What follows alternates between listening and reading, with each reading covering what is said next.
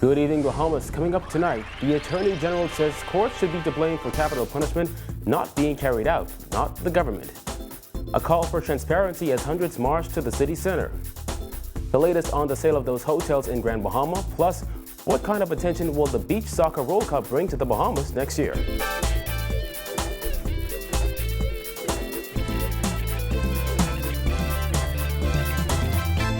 Welcome to our news. I'm Kyle Joaquin. Thanks for joining us. Topping news tonight, Attorney General Alice Maynard Gibson says at the end of the day, it will be up to the Bahamian people to decide whether to cut off ties with the Privy Council in the United Kingdom. Some, like Tall Pines MP Leslie Miller, have been calling for the Bahamas to do away with the Privy Council because of its stance against the death penalty. But when we spoke with the AG recently, she said that decision can only be made by the Bahamian people. Well, that would be a matter for a referendum, and that's a matter totally for the Bahamian people, and the Bahamian people have not spoken to that. So as long as that is our law and our constitution is our supreme law, our people want to see that our law is upheld. So with 2 referenda already done under this current Christie administration, we asked the AG if she feels the question of the Privy Council should be put to the people sometime soon. I don't know about sometime soon. We will be having an election sometime soon. But I celebrate referendums. I think it's very, very important for our people to understand that the power is ultimately in the hands of the people. And I think a referendum is the ultimate way of demonstrating that. Head of the Catholic Diocese in the Bahamas, Bishop Patrick Wright, last week came out in support of abolishing capital punishment. He joined regional bishops in that call, but the AG said the government will follow whatever is on the books. As long as our law provides for the death penalty, it is the intention of the Office of the Attorney General and me as Attorney General to continue to bring charges where they are warranted under the relevant section that would enable the court, should a jury find a person guilty, should a court wish, and the court has done so since I've been Attorney General, to award the death penalty. Democratic National Alliance leader Rebel McCartney has said that if elected, a DNA government would carry out the death penalty.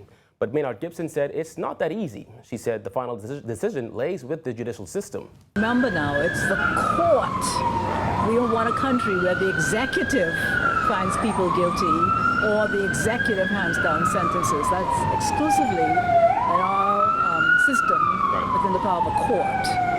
What we are doing also is through the Swift Justice Initiative, making sure that we improve the efficiency of our justice system, and I think that too is something that is important to all that are within our borders. Well, transparency will be a hot topic during the upcoming campaign season.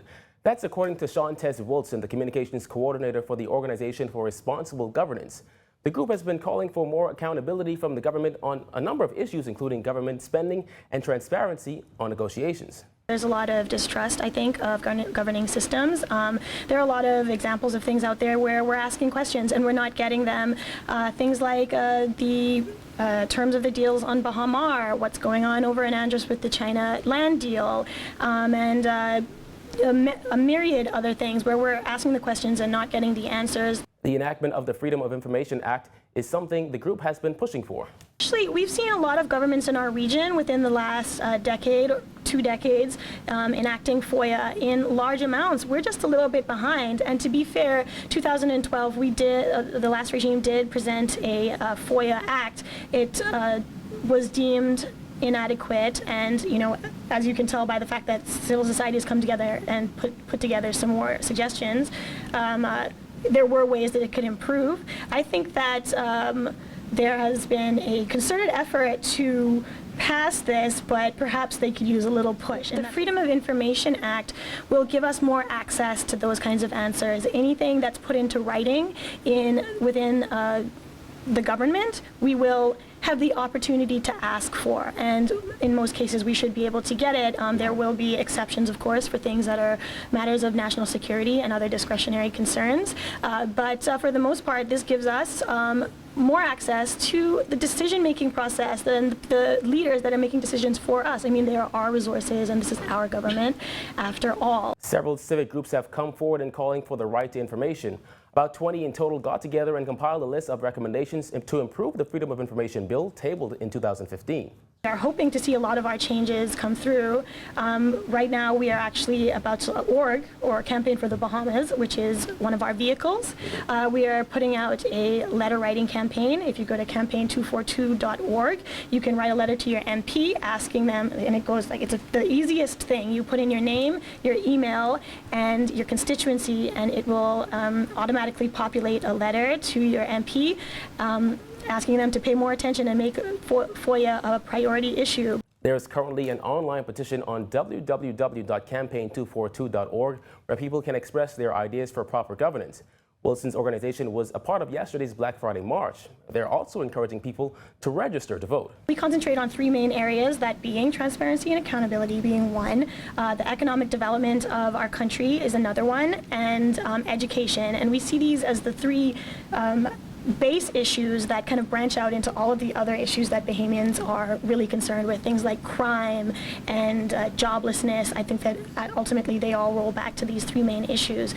Well, with some of Grand Bahama's major hotels either closed or up for sale, Minister of Tourism Obi Wilchcombe says the time has come to make the nation's second city a bit more sustainable.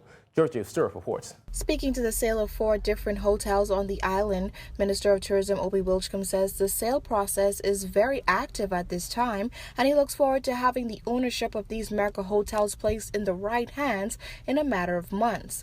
Last week, the news broke that 3 major hotels in Freeport, Grand Bahama are owned by Hutchinson Wamba, who are on the search of our new owners, and according to Wilchcombe, he is proud of the process. Very active. In fact, we are aware of the efforts being made to sell the Grand Lucayan.